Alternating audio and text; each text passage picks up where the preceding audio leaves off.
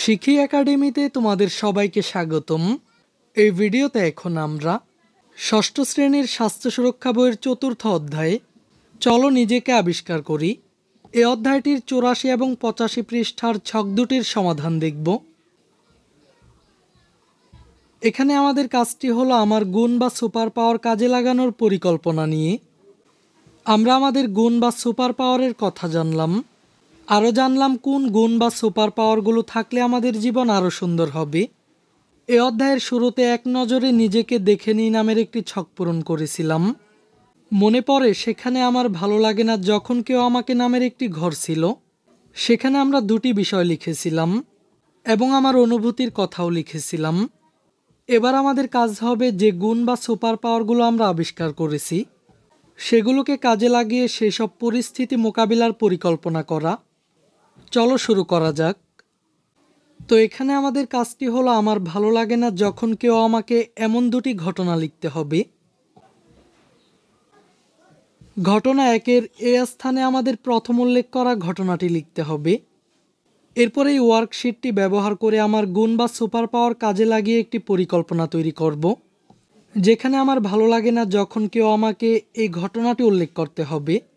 এরপর উল্লেখ করা প্রথম ঘটনার মতো কোনো ঘটনা বা পরিস্থিতি হলে আমি কেমন ব্যবহার করব সেটা নিচে তুলে ধরব।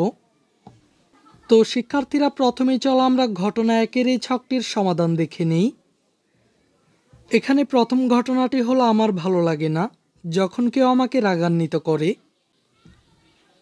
যদি কেউ আমাকে রাগান্বিত করে তাহলে আমি যা বলবো বা করব।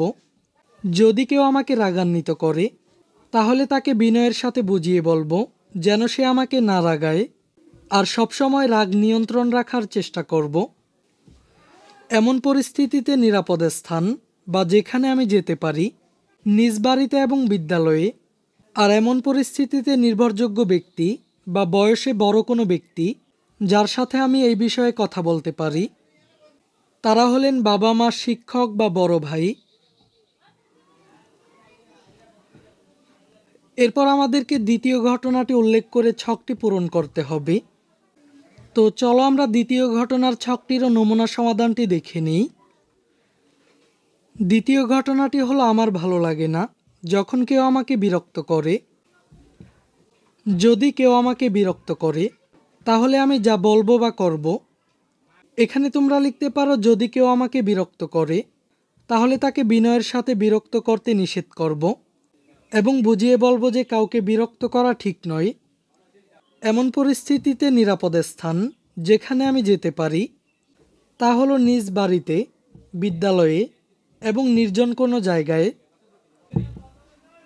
আর এমন পরিস্থিতিতে নির্ভরযোগ্য ব্যক্তি বা বয়সে বড় কোনো ব্যক্তি যার সাথে আমি এই বিষয়ে কথা বলতে পারি, তারা হলেন বাবা মা, শিক্ষক বা বড় ভাই। এই ক্লাসে এই পর্যন্তই। পরবর্তী ক্লাসে আমার গুণ বা সুপার পাওয়ার কাজে লাগানোর চর্চা নিয়ে আলোচনা করব। শিক্ষার্থীরা, এই ক্লাসটি তোমাদের কাছে কেমন লেগেছে তা আমাকে কমেন্ট করে জানিয়ে দাও। আর পরবর্তী সকল ক্লাসগুলো নিয়মিত পাওয়ার জন্য চ্যানেলটিকে এখনই সাবস্ক্রাইব করে রাখো।